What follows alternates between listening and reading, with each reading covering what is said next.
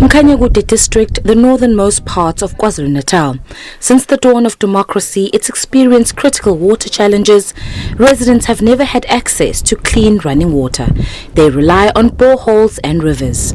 Over the past decades, the area has been hit by devastating droughts, exacerbating the water crisis. After years of pleas and protests, there was a ray of hope with the announcement of a water supply scheme. Thousands of households were pinning their hopes on fresh, clean water for the very first time. Sesihlupheka iminyaka eminingi singenawo amanzi. Obekuphoqa ukuthi sibe netrike eziningi la kwa-19 ngoba sizama ukuthola amanzi. Kuthe ngokuhamba kwesikhathi ke uNkulunkulu kwabonakala ngathi usondela ngakithi ukuthi sikwazi ukuthola amanzi. Nangempela ke sikwazile ukuthola iproject. After the appointment of a local contractor, work began in earnest. But just months into construction, work ground to a halt. A group of local businessmen are alleged to have threatened workers and forced them to down tools. According to local community leaders, they are demanding subcontract work or a payment of around 4 million rand from the contractor to back off. This led to a wave of protests. Angry residents took to the streets, blockading the main road, demanding the project continue. Thina sidinga amanzi. If mhlawumbe bekukhona noma oyedwa wabo kulabo abakhalayo ebese ke simbone eza noma netruck ethi hayi ngizosiza umphakathi, ngabe sithi at least lo muntu besikade senayi all along, none of them obekade enza lonto le sekuzothi bese kufaka amanzi bese beqala bekhumbula bangosomabhizinisi. The area is deeply rural and jobs are scarce. The agricultural sector is the main source of income for most households. This project has provided much needed jobs and experience for the youth. Inkontraki isize kakhulu endaweni, even nasemndenini ngisize kakhulu. Sinamathemba ukuthi one day kungenzeka sesithola kunetolo njengabo Spar, Shoprite endaweni, yilokho esikufisayo.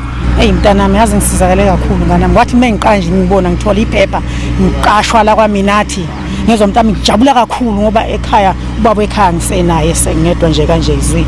Ngihlalile unyaka ngenxa ukuthi umsebenzi bengawutholi, but la ngithola ithuba khona ukuthi ngizokwazi ukubonakalisa ukufunda kwami, ngikwazi nokugain experience emva kweminyaka ezayo nami ngibe ngikhule ngoba ziningi izinto engiyifundayo ngoba ukufunda akufani nokusebenza. Municipal officials have attempted to intervene in the matter, but the situation is tense. Community leaders claim that their lives are now at risk, but they vowed to see the project through. Ukuphepha nje ngiphephile ngoba kuyaziwa ukuthi onke lamakhansela esinawo amanye amakhansela aphansi bayazi ukuthi umuntu ngempela ongahle mayengahla awe nje uma kungawa mina bayabona ukuthi bangabaqedile. Ngakho ke ukuphepha kwethu nje ukhansela umkhwamubu ukhansela inkosi sengcupheni even ngishamalungu omphakathi ayasatshiswa kumanje. Residents have also taken it upon themselves to protect the workers. They've called on the provincial government to intervene. The municipality met with the forum during the week, but no resolution has been taken as yet. After decades of not having one of life's most basic and essential needs, water, these communities are being held ransom by what they call unscrupulous, greedy business people. I am Mfingose, SABC News, Jozini. So the vast rural district in the far northern parts of the province, as you've just seen, consists of towns of Mkuze, Mtubatuba, Hluhluwe, Jozini, Kwangwanase and Ingwavuma. The municipality, which has been placed under administration earlier this year, has been affected by power struggles between the IFP and the ANC. The ANC won control of the council in 2011. Residents there are poor and unemployed and have battled with access to water for years. Service delivery has also been hampered by corruption and maladministration. This evening, community members engage with members of the ANC, EFF and IFP in Umkhanyakhude in KwaZulu-Natal around service delivery issues ahead of the local government elections. Let's take you there live to Nondabuya village where Simpiwe Makanya and Ayanda Mhlongo are standing by. Well, thank you very much there, Tsepiso, and good afternoon to the viewers as well of the full view. Certainly, we are broadcasting live from Umkhanyakhude district this afternoon, Tsepiso, as you heard there in that insert put together by my colleague Ayanda Mhlongo, a plethora of challenges facing this particular district where we are. One of those, of course, the issue of maladministration as well as corruption and also lack of basically service delivery. Earlier this year, Tsepiso, the provincial government here in KwaZulu-Natal placed this district municipality under administration, citing a number of issues, one of those being corruption, also failure to actually manage the resources of this very poor district where we are. Indeed, I'm not alone, Tsepiso. I've got my colleague Ayanda Mhlongo, who's going to be joining us a little later on. And of course, we're going to engage further with the community members here to get a sense of what the issues are on the ground and how they've been affected by the issues that have been, cited even in the Auditor General's report when it comes to the issue of managing the finances of this particular municipality. Indeed, later on we'll also be joined by political parties. We've invited the Economic Freedom Fighters, the IFP, as well as the ANC to account to the people of this district municipality following, of course, those challenges that have been, raised a number of times. But let me now welcome some of the guests that we've invited, community members who are part of this discussion. So let me start with you. If you can just introduce yourself and tell us where you come from, and also explain to us in terms of how life is like here for residents of Umkhanyakhude district. Okay, but igama lami nguSthembiso wakanhlangamandla from Mkuze kuward 20 under Jozini local municipality ngaphansi koMkhanyakhude. Thina njengabahlali base Umkhanyakhude kuward 20 under Jozini municipality sibe nama problems ngendaba yamanzi. Amanzi mangaphosisi it's been a month sihlala edolobheni lahlala khona, it's been a month amanzi singenawo. So wesisikhathi uthola siyavulelwa mhlambe for 2 hours kuphinde kuvalwe singabi nawo for days. Then sayisiba nemhlangano eminingi siwumphakathi sihamba saka masipala kwi district sawubuza ngendaba yamanzi. Masifika kwi district basitshena ukuthi imali abanayo kwi district. But ke before that besilokhu sifika singabatholi like umayor no MM no administrator. So sithole ke ama PAs wabo sishiye esikushiya imlayezo but singayitholi feedback. Siphindele kube kaningi nje, it's been more than 7 times. Okay, then wase kuthi on Tuesday last week sibona sekuphele almost 3 days amanzi engekho endaweni esedolobheni, while sisebenzisa ama toilet zonke lezo zinto kuphilwa ngamanzi konke idolobha nasemalokishini around idolobha. Sase sisuka ke siwumphakathi sakhona kamasipala sabuza ukuthi sifisa ukwazi ukuthi yini problem singawathola amanzi. Uma sifika simthola ubaba umeya simcele siwumphakathi aphume ngaphandle egate athi imali ayikho emkhandlweni. Bese ethi no ucela silinde ubaba uMM uyeza, ngempela simlinde uMM uMr Nkosi afike. Mayefika naye athi no imali ayikho emkhandlweni. Sithi umphakathi asikwazi ukuphila kanje because isimo esiphila ngaphansi kwaso sibhlungu since kuyizime kanje ze COVID. Bese bethi no umuntu ocontroller ama funds umkhandlu njengamanje uadministrator since umkhandlu ungaphansi kweadministration. Kwaba ilokho ke then bese yafonelwa ke uadministrator, uma ifonela administrator angatholakala ifoni sihlale siwumkhandlu bese siwumkhandlu sithathe resolution ethi no asivele sivala umkhandlu because nithi imali ayikho. Uma ingekho imali ngcono vele kuvala umkhandlu liphume ngaphandle, mhlawumbe sithola umuntu ozosichazela kangcono ukuthi yini into eyenza ukuthi umkhandlu ungafunction. Waseke wacela abasebenzi ukuthi babaphume ngaphandle wasiyavala umkhandlu, ilokho kwenziwa umphakathi. All right. Yeah. Just for the benefits of our English speaking viewers, well, the gentleman is basically saying that the issue of water in this district is a very, thorny one. They've been trying on numerous occasions to actually engage even the leadership of this municipality, trying to find solutions. They've been without water for months, so they took it upon themselves to actually basically go to the municipality and shut down the operations, because with the report that they got from the municipality is that the municipality is unable to deliver water to them because there is no money in the municipality's purse. Let me also welcome you, sir, and just if you can introduce yourself again and also talk to us about this issue of water in this district. On a number of times now we have been engaging even with other community members saying that this is a very historical issue and nothing much seems to have been done to actually try and resolve it. Yebo ngiyabonga bhuti. Igama lami ngithanda ukwazi Umthokozisi Ngwadlamini Sibongo, ngihlala eMkhuze ngaphansi kwa Ward 20. Njengoba beseshilo umfowethu uSithembiso Ndlangamandla, amanzi siphila kabuhlungu ngaphandle kwamanzi la eMkhanyakhude.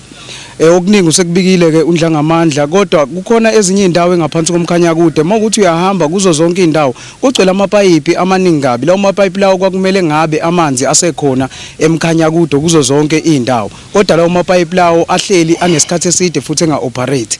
And mawuthi yabuka Umkhuze indawo esedrobheni, so basincisha amanzi, not ukuthi basincisha amanzi ngoma kufipa iphampu noma kukhona izinto ezifile. Akukho izinto ezifile eMkhuze.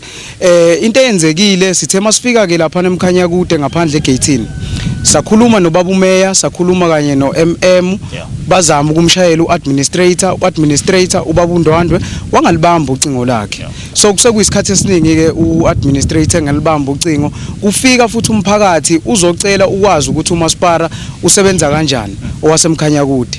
So uma esefoneliwe futhi ubaba uNdwandwe ethi yena basemtuba, I think bebasemtuba, kwafika i-taxi ke khona lapha eMkhanyakhude, bekune meeting ebheke khona eMtubatuba. Yes, so ubaba umeya wayimisa leyo meeting leyo ngenxa yokuthi umphakathi waseMkhuze ubusudinga amanzi ngaleso sikhathi leso ke. Ngiyabonga. Ngixoxa ukuphazamisa, but asithole la ukuthi njengomphakathi nithi yini imbangela yazo zonke lezi inkinga enisitshela zona? Indaba yale inkinga lezi ziqala ngepolitiki edlalwa ngaphakathi kaMasipala, edlalwa ngabantu ngomphakathi kahle kahle. uMasipala kukhona ipolitiki enzima abayidlala ngaphakathi engamele ngabe nomphakathi nawo uya-affecteka ngamanzi. Okwesibili sizamile futhi sumphakathi sawuvula amanzi iphampu la ikhona khona. Kwathola ukuthi ke ngaphakathi kwaMasipala kukhona ingqushungqushe engaphakathi nabo abasebenzi bayiphumela ngaphandle bayoma. Sathi umphakathi esephuma amanzi kwaba khona ingxenye yabasebenzi bakaMasipala abavala amanzi. Sathola nama voice record athi unwavulelani lawo manzi lawo.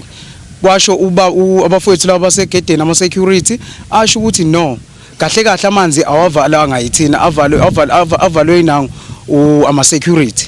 Ama security sathi thina somphakathi yini udaba olenza ukuthi ama security avala amanzi ngoba wona agada amaphampu. Basuka sichazela ama security athi no, asiholanga for 4 months imali yethu ingangeni. So onke indawo engaphansi koMkhanyakhude nazo bavala amanzi. So nathi into ezosilamulela ukuthi sivala amanzi kuze siholwe. Sikhuluma nje amanzi awekho la uhlala khona. Yebo ngikhuluma nje ngamanje awekho amanzi. Mhlasimbe ubuholi ekakhulukazi lobeze politiki senike nazama yini ukuthi nisondele kubona nixoxisane nabo ngalezi inkinga enibhekene nazo? Eqinisweni nje besingakazi izisihlale nabo sizokhuluma ngokwepolitiki, kodwa sihlezi sifike emkhandlwini sumphakathi sizodinga amanzi kanye nezinye izinto futhi abangayideliver ngendlela okuyi-service delivery khona eMkhanyakhude district. Well, there you have it. That's one of the residents of this community, Tepe. So basically, echoing the same sentiment as the other gentleman who spoke earlier, saying that the issue of water in this community is an issue that is basically engulfing this whole entire district, the lack of provision of water, clean water for that matter. And he did say that they've been trying by all means to actually engage the leadership of the municipality in trying to find solutions, to find out what are the core reasons why they are unable to be, served with clean and drinkable water. But he's saying that the primary issue again is the issue of the internal divisions within the political parties that are actually in charge of this district municipality. We did send an invite to those political parties, and they will be posing some of those questions to them a little later on, just to hear their sentiments as well. We'll continue with this discussion obviously, but for now let me cross over to Ayanda Mhlongo, who's going to give us a better sense of what the residents of this community have to endure in terms of trying to get clean water. Well, thanks very much to you, Simpiwe. And as you started the discussion there on the challenges facing the community here of Nondabuya and the greater Umkhanyakhude area, well, to say that their water challenges or a daily struggle, I think, Simpiwe, would be an understatement. As the SABC since 1994, we have been covering the build-up to the elections, and this is an area that we have been visited ahead of every election since 1994, and the issue of water has remained. There has been no changes. People here saying that their life is a constant struggle. Over close to 700,000 people in this area, and of course just over 70% of the population here is without clean running water. Sources of water, they rely on boreholes and dams, and while we've just come specifically to this area to show our viewers, to show South Africans that this is one of the dams here which is a source of water. However, the residents share this dam with cattle. And just to show the water quality, let me just ask my colleague here, Ndabezinhle Khumalo, to show. We've asked some of the ladies here who've collected the water. This is the water quality. This is the water that the community members here drink. They have to drink, wash their clothes from this water. And they're saying that they have no choice. There is no clean running water. They have to rely on dams. And when dams run dry, they then are reliant on the municipality to bring through water tankers. The problem now, they say, is that many of the villagers here who do not have any source of income and rely on social grants have to then spend that little money that they have to feed their children, to feed their families. They then have to spend that money paying for the water, but sums of between 350 to 1,000 rand, they say, for them to be able to get clean water that is delivered by the tankers. Let me now speak to one of the ladies here to talk about their daily struggles. Ma'am, asibonga kakhulu isikhathi sakho nathi namhlanje. Sizokhuluma ngodaba enibhekene nalo lana mama ungabe bikho kwamanzi. Mhlawumbe njengomama siyazi ukuthi amakhaya amaningi lana aphethwe yibo mama, nabo nalabo mama bafikile bazokhuluma ngenkinga enibhekene nazo. Mhlawumbe ke ungasibekela ukuthi nithwele kanzima ngendaba yamanzi. Sithwele kanzima la kaNondabuya ka Ward 19, asinawo amanzi singabantu besifazane. Ithina sisebenzisa amanzi. Amanzi sinawo yilo leli damu leli elamanzi angcolile. Sipheka la, siwasha la, siphuza la kuwo lamanzi. Siphuza nenkomo, siphuza nembuzi, siphuza nengulube nezinja zifela phakathi nempethu, siphuza lamanzi. Size silime la ngoba emakhaya asinawo amanzi. Siyagula singabomama. Siyahlupheka kule ndawo. Asinamanzi. Kuke kwafakwa amanzi kule ndawo, amapayipi ahlele emgodini nekhansela la kule Ward 19 masilibuza ukuthi yini esemisa amanzi ukuthi afakwe kule ndawo, akasitshela iqiniso. Sifuna ukukwazi ukuthi yini le dala ukuthi amanzi kule ward angangeni. Bamisiwe bafaka amanzi, abasebenzi kumanje ase sinethemba lokuthi sawuphumula. Ngikhuluma mina manje ngabona leli khanda lami. Ninemthambo ngokuthwala lamanzi. Igubha angikwazi nokuthwala nje. Iphakathela 2 liter kuyo le ndawo le. Akasilekelela umsobovu uhulumeni asifakela amanzi. Sifuna amanzi thina kule ndawo. Akukho kunye sikufunayo. Uma angasilekelela nje sombovu uhulumeni asifakela amanzi, siphumule. Asisananwele nje bonke labantu basifazane kule ndawo. Sithwala amanzi lezigubhu. Ubuye emsebenzini ukhathele uzokha idamu. Lamanzi masifuna ukuphuza sifaka ilotha ngaphansi ukuze luthule leludaka. Sikwazi ukuthi siphuze. Siyacela kakhulu umsobovu asifakele amanzi ku Ward 19. Mama kwenye besikuzwile ukuthi noma afika amathenga ngoba kokaba khona ukuthi umasipala uthi bawahambisa amathangi lathu anilethela amanzi kodwa benikhala nanokuthi laba bawalethayo manje baniphoqa ukuthi aniwathenga. Yebo. Asisabatholi ngisho kobona lawo akungeni lutho njengoba sina imali ayadayisa amanzi kule ndawo. Ayidayiswa malini ma? Ithange 5600 asina manzi thina kule ndawo. Mawathenga ngesigubhu? Mawathenga ngesigubhu 10 rand. Manje bakithi uhulumeni akasifakela amanzi. Ubugebenga bukhona la asibasi kule ndawo.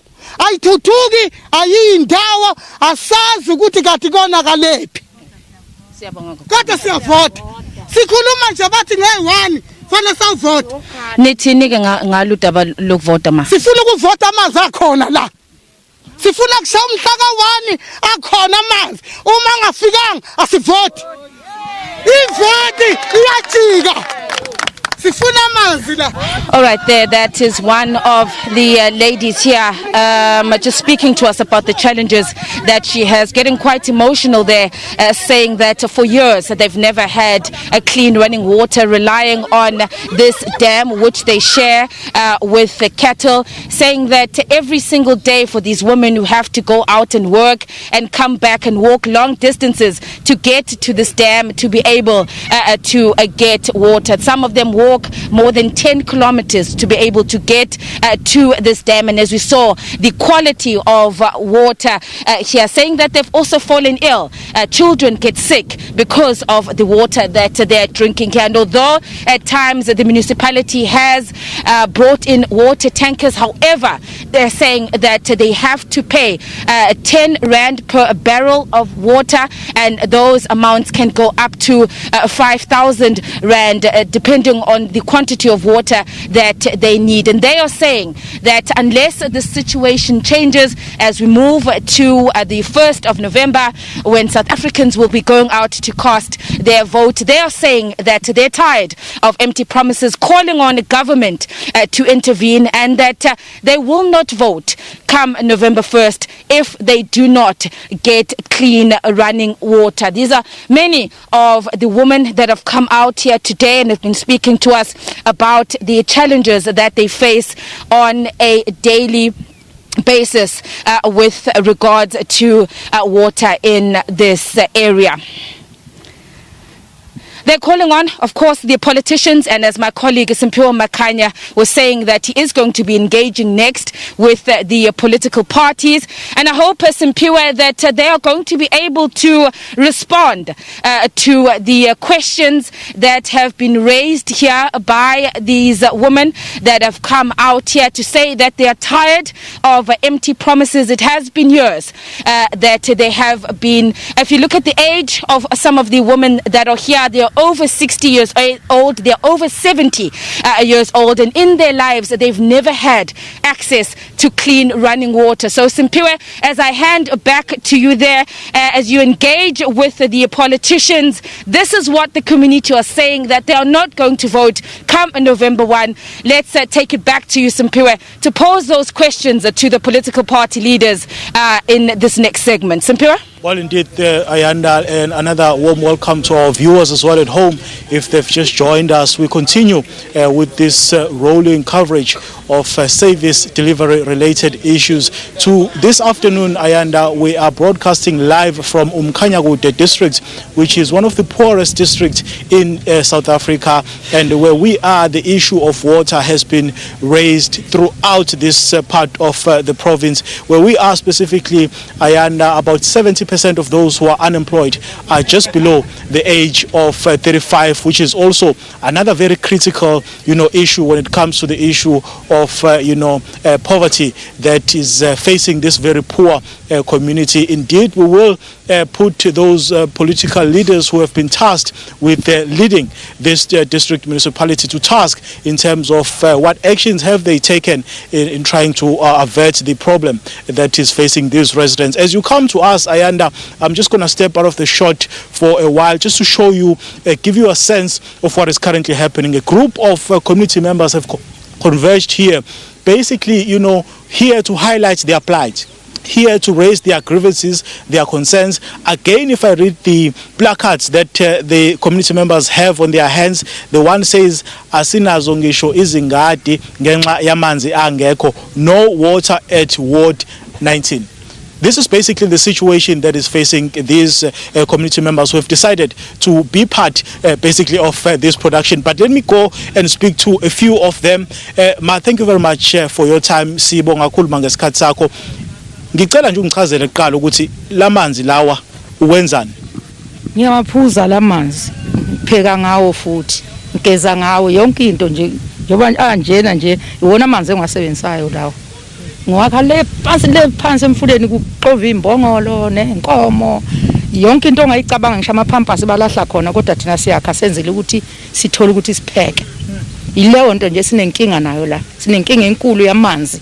Sinenkinga sazi lo muntu nje ovala amanzi kufana nokuthi usinqume sonke amakhanda nje asiphefumula indawo la siphefumula khona. Sinenkinga kakhulu uma kungalethwa amanzi, ngicabanga ngisho ukuvota sovota sikhulekile ngoba amanzi siyawathola. Kodwa manje sesicabanga nokuyeka ukuvota. Asifuni nje nokuvota, sifuna ukuthini nje. Yonke into nje besibizela bathi kunomhlangano asisayi emhlanganweni ngoba sinyanyiswa yikho ukuthi baloku bathi umhlangano kodwa manje sikha into enjena nje. Ekunjena nje uyabona nje uma ungayibheka lento le into engadliwa umuntu le. Nayi lento esidlayo. Sikhathazeke kakhulu simphakathi uWard 19. So uqoloma isikhathi singakanani nibhekena le nkinga? Hey. Sukela 2019 lapha sagcina khona ngale kwakhona ukuthola amanzi. Kuze kube manje asitholi lutho. Nelekho kade bathi bayakwenza babafaka amapayipi lawa amakhulu ukuthi bosinikeza amanzi. Sigcine sebawamisa lawo manzi kwathiwa abayeke laba bantu abasebenzayo bazofaka amanzi. Kwathiwa abafuni labo bantu labo ke ebafaka amanzi. Kwagcina kwama kanjalo. Sesikhathezakile ke manje ukuthi kanti siyophila yiphi impilo uma kunjena makufika abantu abathi bazosiza basinikeza amanzi bayabanqabela ukuthi abangaqhubeki nokwenza lokho. Sicela ukwazi ukuthi yini inkinga eyivala amanzi. Yini inkinga sifuna lokho ngoba bakhona phela abantu abasebenzayo kodwa imali bayahola. Kodwa manje umsebenzi ukuthi benze basinikeze amanzi lutha lokho. Kuyokhethweni ngomhla ka1 kuNovember. Hlasimbe asinje ntasinje. What 19 nje awuvoti. Asindawo nje ngoba nawa phela amanzi esiwaphuzayo. Mawucabanga nje ubuka lento size sifaka umlotha noma sifaka ialarm senzele ukuthi kudime lokuthi kube njena nje kube ngcona sifake noma lentozani usimende senzele nokuwasha ngoba phela sikufunda nezingane ama uniform senzele ukuthi kugqama kancane inkosi yami sinalo nkinga mfowethu uma ningasiza nje nisize kakhulu. Right. Yeah. Well, there you have it. These are just some of the sentiments that residents of this community are basically highlighting. I'm not sure if our viewers will be able to see just the water that the lady here says she does not only use to bath, but she uses the same water to actually drink. And I can certainly tell you that this is not what these residents are, wanting to, be exposed to. The issue of water seemingly on the agenda, as these community members here say that they have been failed by the government, and they are saying that they will not be taking part in the upcoming local government elections come the 1st of November before they can actually see and touch clean water. But let's welcome the political leaders now who have joined this discussion. I'm going to start with you, Mr. Solomon Mkombe, representing the ANC. You were a mayor, sir, in this district for a number of years. Yeah. You have failed the people of this district. Looking at what is happening here, what do you have got to say tonight? Good evening to you, Ayanda, and to viewers at home and to members of the public who are here. I would not agree with you that I've failed the people. You see, the problems in Umkhanyakhude date back, but we took office in 2016. Yeah. We did our best up until 2019. Sorry, Mr. Mkombe, is this your best? Is this what you can do for the people of Umkhanyakhude? I am coming to that particular situation of what you are referring to. But I just want to give you the background. how did we arrive where we are. Now, problems worsened in 2019 up until now. And we complained, we tried to ask for accountability from the administration and from the accounting officer. There was a fallout between the ANC caucus and the accounting officer. The Auditor General, the most revered Chapter 9 institution in South Africa, confirmed what the ANC has been saying, the collapse of administration in the institution, failure by the manager to report, and some of the appointments. Where we are is a particular appointment which is called 10 key, and the AG said this 10 key appointment is against the letter and the spirit of 217 section of the Constitution. Okay, Mr. Mkombe, as you and I speak last week or so, you were in this very same area campaigning, urging people to come in their numbers to vote. Sure. But why should ordinary South Africans trust you as the ANC after having led this municipality for years and being unable to deliver, basically? I think we have done our best in cases where circumstances were agreeing. But in this case, we must give you exactly what is the cause. Here, there is a power play between the MM and the administrator. Administrator deployed here on the basis of the poor performance of the institution and out of the report by the Auditor General. Now, the accounting officer found favor. All right. Mr. Mkombe, can I just ask you for the benefits of our audience as well, just to speak in isiZulu so they can be able to hear you? Nifuna ukuthi ayanda izinkinga siyawabona amanzi owabeka phambi kwesizwe futhi akusinto esiyinqomane sibona ukuthi yinhle kodwa izinkinga zasemkhanyakhude ziqale phambilini siqale kahle ngo2016 20 September sasebenza 2017-18 ngo2019 laqale khona inkinga sino MM ongafuna ukulalela ongafuna ukulandela imigomo lokho esasikhala ngakho uAuditor General wafike wathi nangempela kunjalo mawuya ku report outcomes yaka 2019-2020 lokho esikusho uzokuthola yingakho ku collapse izinhlaka zokusebenza sekusetshenziswa ke manje ukuthi ingxabano ephakathi administrator uqashwe ngama terms of reference ufike wathola administrator kusetshenziswa izimali okungeyizwe ngabe ziyasebenza now umanager ngoba exabana nathi siphethe umkhandlu walekelela, this is an allegation, walekelela ukuthi umkhandlu usuke kakhongolose uye ku IFP. I-IFP is protecting umanager osuspendiwe ngenxa ye Auditor General's report.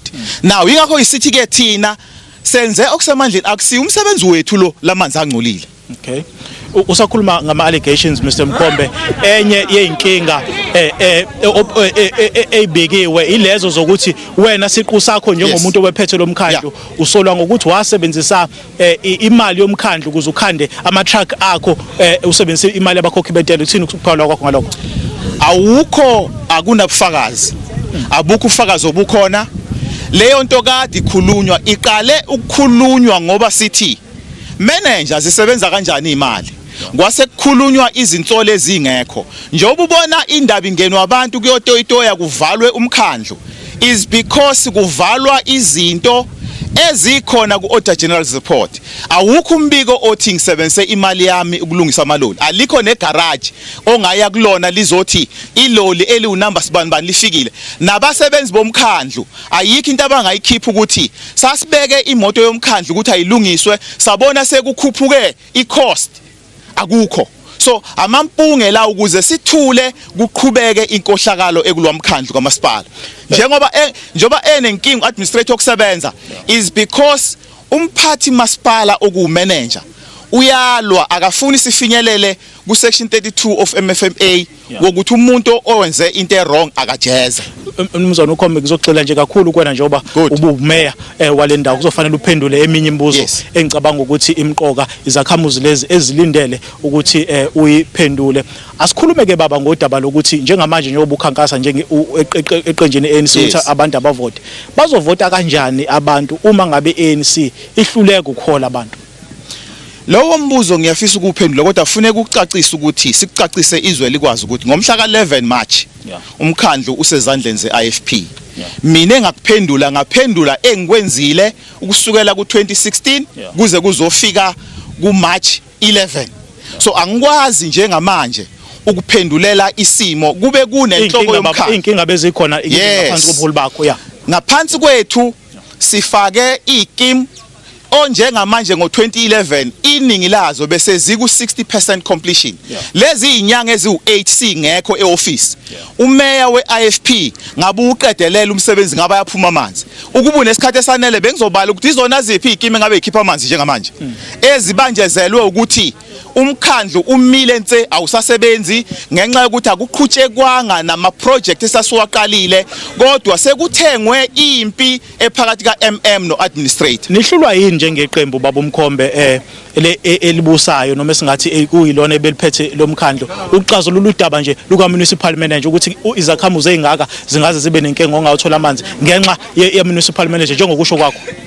Uzokhumbula ukuthi umkhandlu wethu uyihang municipality bese u16 kwabiza nje ukuthi kube nekhansela elodwa leka Khongolose elasekuthiwe alehle esikhundleni elanikeza iquorum kwi-opposition umkhandlu wawela kwi-IFP ukuze singakwazi ukuthatha inyathelo sithathele umunicipal manager ngezenzo zakhe ezishicilelwe ku-Auditor General's report.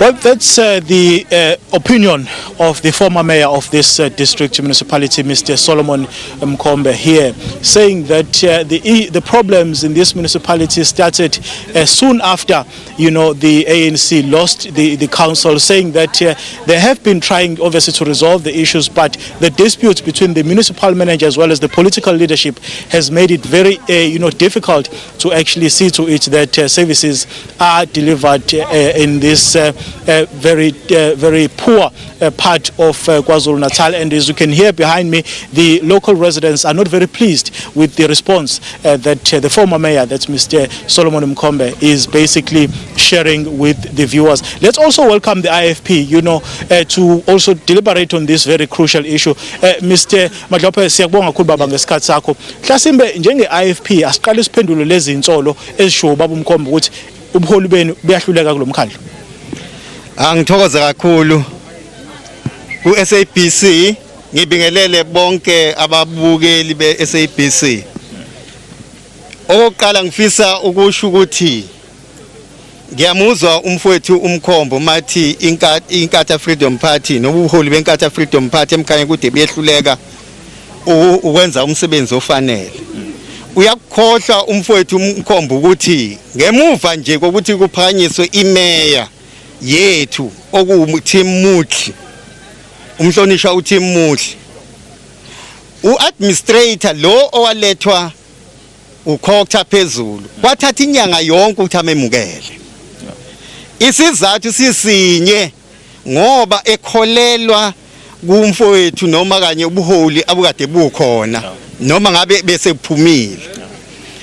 So okwesibili abakwenza ukuze umkhandlu ungakwazi ukusebenza basuka amadaka nje bahlala phezulu kwa manager, ngoba ukuze umkhandlu usebenze ufanele ube nemanager ekhona engagijima amacala nezinkantolo.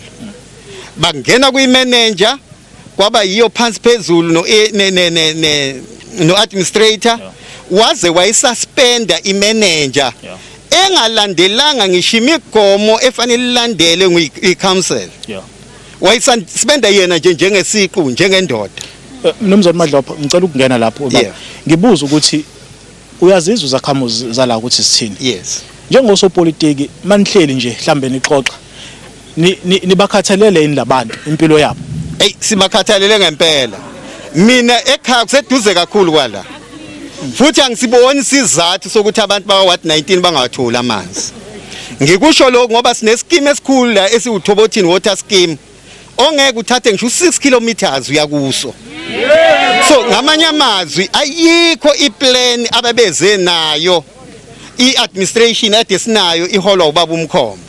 ngiyajabula futhi ukuthi ubaba uMkhombo kumenywe yena wabala ngoba uyena dawusihlalo we-infrastructure ephethe amanzi uyena odefanele anikeze iplan eqondile ukuthi abantu bathola kanjani amanzi emkhandleni ngenhlanhla bengiyingxenye yecouncil yaseMkhanyakhude ayikho i-clear plan abezanayo ukuze abantu bakwazi ukuthola amanzi emkhanyakhude so i-reason for that yileyo nje so ngamanye amazwi thina njenge-IFP siyafisa ukusho ukuthi uma sike salithola nje ithuba lokungena emkhanyakhude siyoza neplan eclear esizoyinikeza abantu bawusibekezelela uma kufanele basibekezelele ngoba bayobe bazi ukuthi bawathola nini amanzi. Msemadlapho ngicela ukubamba lapho baba ngenxa yesikhathi okwamanje sizoqhubha le ngqoqo yethu.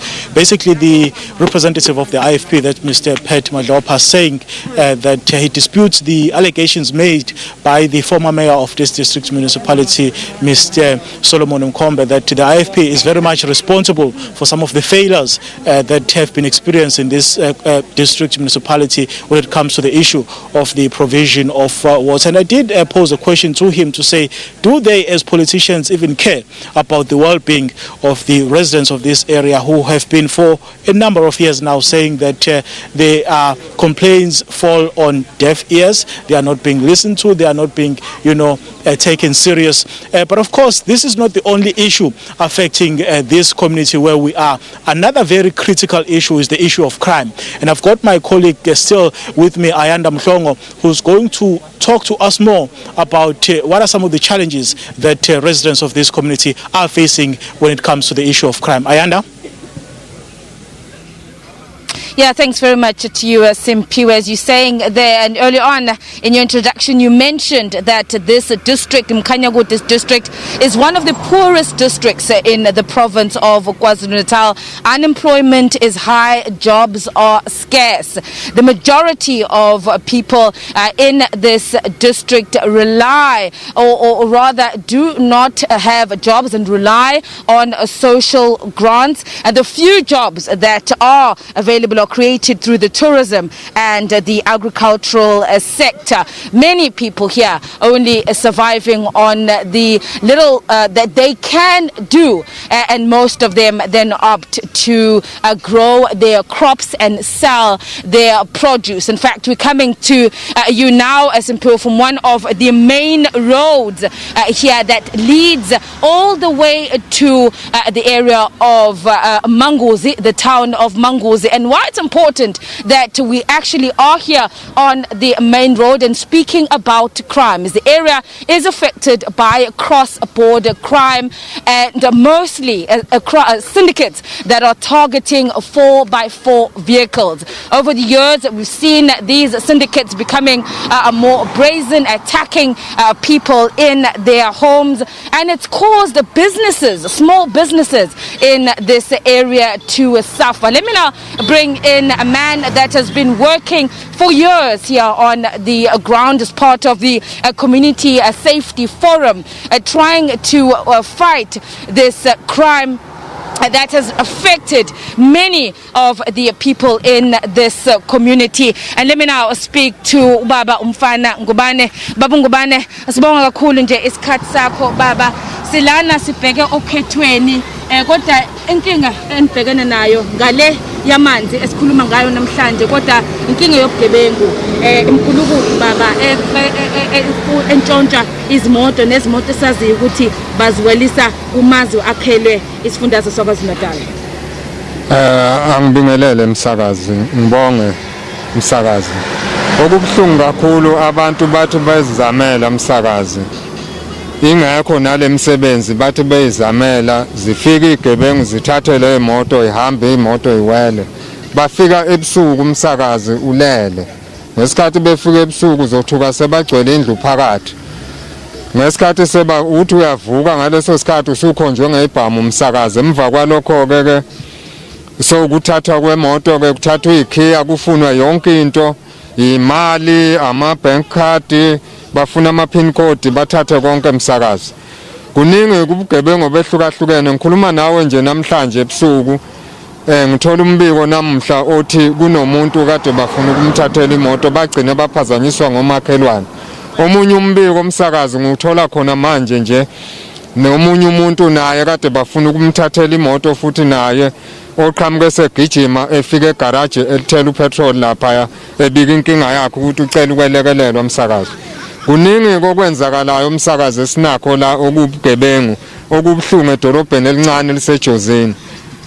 Babungubane mhlambe kubantu abangazi indawo njengoba usukhulumile ukuthi indawo yalana imisebenzi ayikho, abantu abaningi bayatshala bese bayidayisela baphila ngokudayisa. Manje uma lezi imoto zithathwa kudala kuholela ekutheni ke bangakwazi ukuthi badayise, nanokuthi ke nosomabhizinisi abakhona sebetshalile sebekhona besebenza endaweni lesimo sobugebengu sesibaxoshile nababaningi.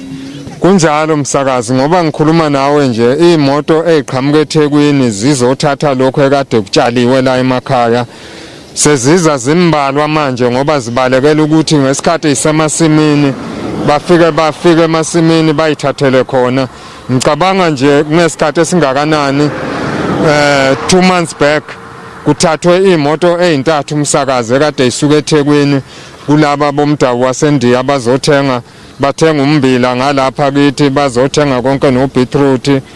Kuningi kokutshaliwe la kithi kodwa bagcina sebethathelwe lezo moto umsakazi. Njengoba amadolobha amancane bamngubane kufanele ukuthi imisebenzi ayikho, omasipala endaweni kufanele ke benzeke ukuthi osomabhizinisi bakwazi ukuthi bazotshala imali. Ninakho mhlawumbe niyasaba ukuthi lesimo lesi sizoholela ekutheni kungabi khona abantu abafuna ukuzotshala izimali kule ndawo, kungabi khona abantu abafuna ukuzovula amabhizinisi nezokholela ekutheni ke abantu njengoba bengasebenzi baqhubeke futhi nokuhlala emakhaya. Msakazi ngoba ngikhuluma nawe nje sokudayiseka kabuhlungu eJozini kunetolo esezize zaba imbili msakazi. Ngizobala nje sokuqala ucash build eJozini sebavula iminyango emibili njengamanje ngokwesabela ukuthi kuvele kuqhamuka abantu bazongena phakathi njengabantu abathengayo bafike bathathe impahla bengayikhokheli. Namhlanje bengithola umunye umbiko futhi kwenzekile futhi kwesinye isitolo eJozini wafika wangena wangathi uyathenga laphethe isikhwama lesesubasket waphuma nako konke impahla angazange ayikhokhele emsakazi. Bayesaba njengamanje awusomabhizinisi baseJozini. Ngokuhulumeni ke bamngubane siyazi ukuthi ngisho lo wayengomongameli wezwe umnumzana uJacob Zuma naye wakwafika kuyo le ndawo lengaseManguzi kuzobhekwa yona udaba lolu lokwebiwa kwezimoto nobugebengu obukhona la endaweni bukwelele nangale emngceleni. Siyakhumbula futhi nongqongqoshe abaphethe amaphoyisa abaningi sebeke bafika. Alukho ushintsho nelibona yize uhulumeni nophuma kuzwe lonke na useze wafika endaweni. Msakazi ngoba ngikhuluma nawe kufike kube iviki elilodwa kunomehlukana iviki elilodwa. Ukusuka lapho msakazi uqala phansi njengamanje emsakazi zibhizi imoto zingena kakhulu. Cisha abanye babonile isithombe esinye sizungeza ku social media lapha khona imoto seyigibele khona kuma Jezia barrier ukukhombisa ukuthi ayafakwa wona kodwa egcineni vele zogcina zingenile zihamba ngaphezulu kwama Jezia barrier msakazi ngoba ngikhuluma nawe nje. Uthini umuvo wabantu njengoba sibheke evotini nje bamngubane? Msakazi bayakhuluma abantu abanye bathi into esivotelayo ayikho ngoba asisizakali nazi imoto abalala emakhaya ubusuku nemini bahlale bagadane nezigebengu ngoba njengamanje emsakazi sezinomkhuba ukuthi uhamba kusemini bavele bakujeme ngaphambili bakumise bathatha imoto emva kwaloko nawe ulaliswa khona lapho. Nangu nje omunye uthisha othe phuma lapha Umkhanyakhude eSecret uthe uyaphuma wayihayikhwa ngabantu eMkuze mayihayikhwa ngabantu bagibela akafikanga lapha ya endaweni engango 3 kilometers zazimjikela igebengu zamkhomba ngebhamu zadlula naye kuwo lo mgwaqo esimi kuye zahamba naye zaze umlahla ngasemngceleni emini ebusuku umsakazi.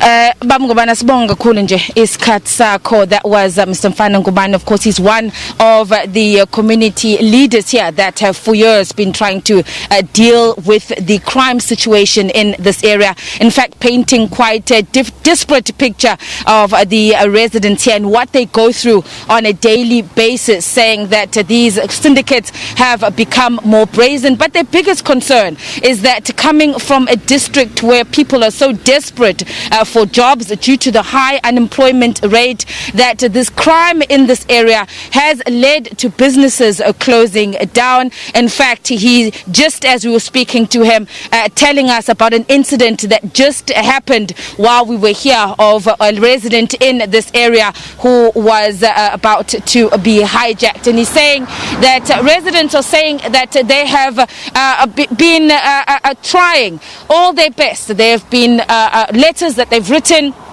right as up to the president of the country, and though government has been to the area, as I mentioned speaking to him, that even former President Jacob Zuma visited the area of Mkuze in an attempt to deal with the crime situation. Also ministers of police over the years coming through here to try and come up with solutions, but clearly community members saying that they are still dealing with these crime syndicates, and that come November 1, unless there is a change to the current situation, then they might not cast their votes. And his appeal to government to focus on the area of Umkhanyakhude. Simply, let me take things back to you.